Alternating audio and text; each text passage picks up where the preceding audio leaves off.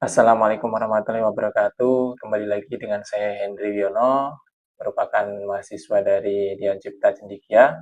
Bagaimana kabarnya semua teman-teman? Semoga dalam keadaan sehat walafiat, tidak kurang satu apapun. Oke, dalam pertemuan kali ini saya ingin membahas studi kasus dengan mata kuliah Bahasa Indonesia, yang mana kasusnya kita bacakan dulu ya ini.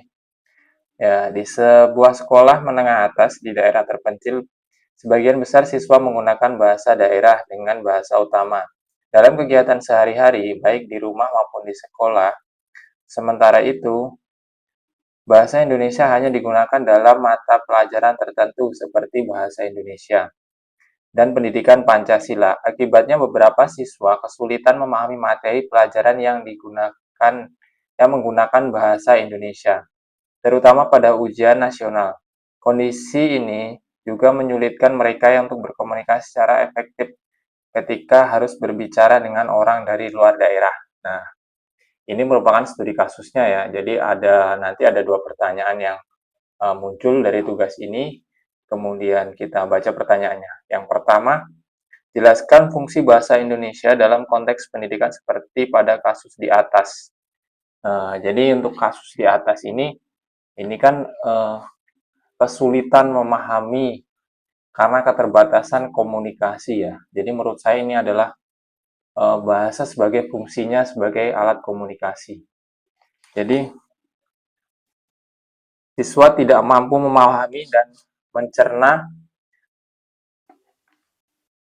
apa yang disampaikan oleh guru dikarenakan keterbatasan komunikasi. Jadi mereka memang tidak memahami, kurang kurang menangkap apa yang disampaikan karena keterbatasan bahasa sebagai alat komunikasi ya.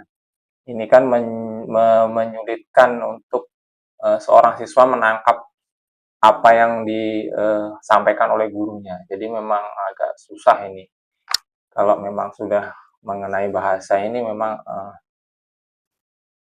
kemudian yang kedua, berikan saran dan langkah-langkah yang dapat dilakukan oleh pihak sekolah untuk meningkatkan penggunaan bahasa Indonesia di kalangan siswa tanpa mengurangi penghormatan terhadap bahasa daerah mereka. Ini bagaimana langkah yang akan diambil sekolah agar bahasa Indonesia ini dapat digunakan secara peningkatan penggunaan bahasa Indonesia ya.